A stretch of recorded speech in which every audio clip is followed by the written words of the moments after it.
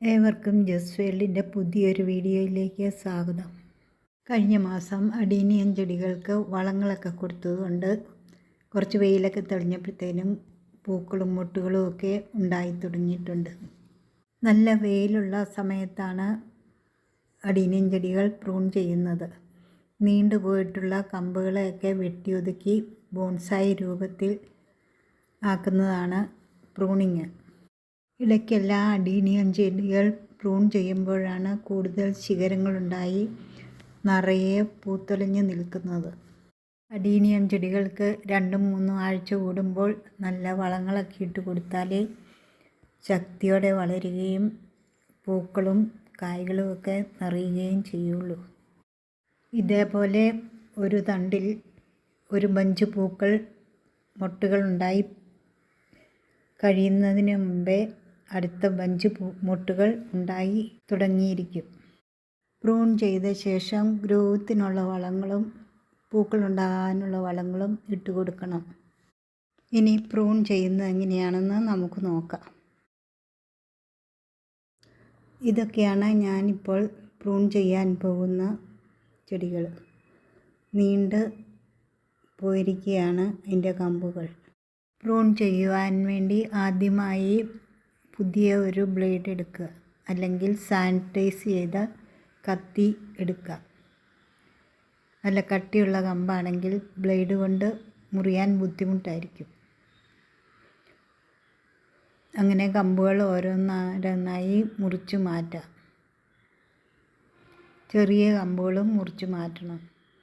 ചില കമ്പുകളിലൊക്കെ ചെറുതായി മൊട്ടുകളൊക്കെ വന്നു തുടങ്ങിയിട്ടുണ്ട്. ആവശ്യമില്ലാത്ത ചെറിയ ചെറിയ വേരുകളൊക്കെ ചുവട്ടിൽ നിൽപ്പുണ്ടെങ്കിൽ അതും മുറിച്ചു മാറ്റിക്കളയാം. മുറിച്ചു മാറ്റിയ ഭാഗത്ത് വരുന്ന ദ്രാവകം ഒരു കോട്ടൺ ഉപയോഗിച്ച് തുടച്ചു മാറ്റിക്കളയുക.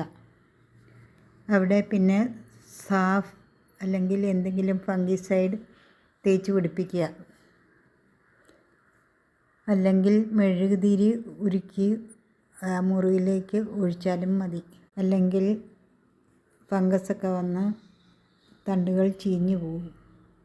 അതുപോലെ തന്നെ മുറിച്ച് മാറ്റിക്കളഞ്ഞ തണ്ടുകളുടെ അടിഭാഗത്തും സാഫ് തേച്ച് കൊടുക്കണം.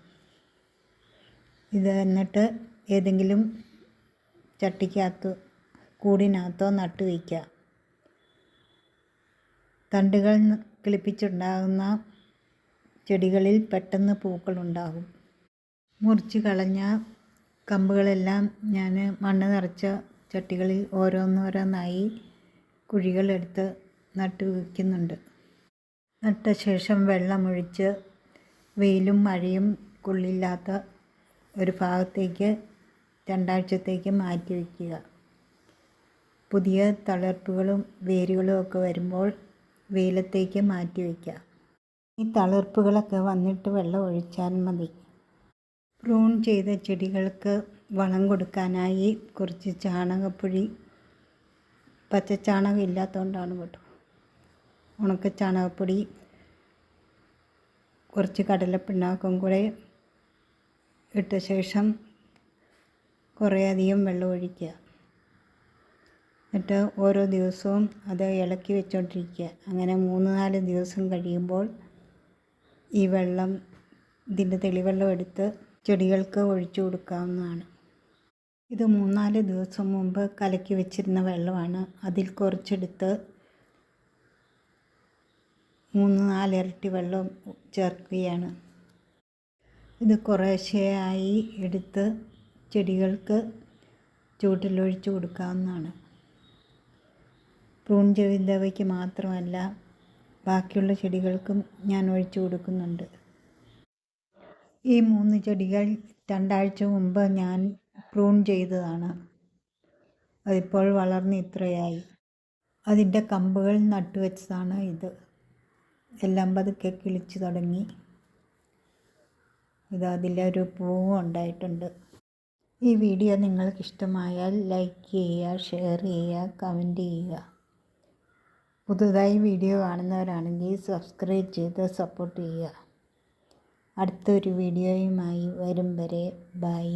Thank you.